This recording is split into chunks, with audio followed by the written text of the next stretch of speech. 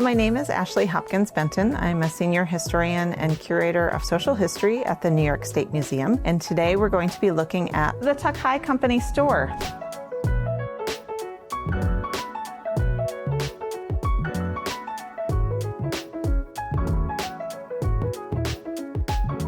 The store was first located in Manhattan's Chinatown. It was run by 3 generations of the Lee family.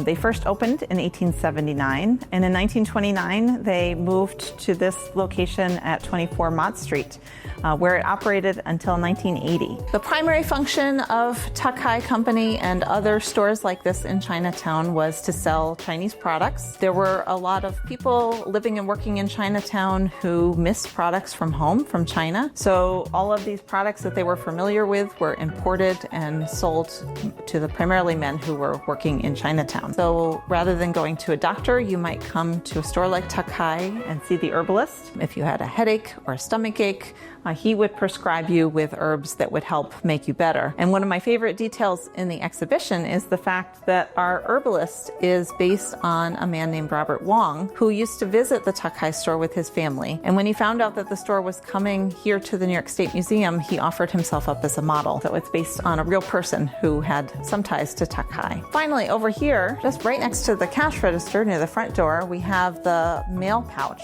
And in Chinatown, there were a lot of men who were working here who had left their families in China because of the restrictive immigration policies. Women and children didn't always get to come here and join them. So places like Tuck High served as a connecting point. It was a place that they could send and receive mail from their families. If they weren't literate, there were people here working in Tuck High who could help write and read letters. And there was even letterhead available that they could send to their families to make sure that those letters got back here to them. Stores like Tuck High were very common in Chinatown. There were a number of different ones run by different families. And the contents that you see here is not just from the Tuck High store, but also from Kuan-Yi Wo and Sun Gun-Shing, 2 other stores that closed in the late 1970s and early 1980s. So I thank you for coming to visit the Tuck High store.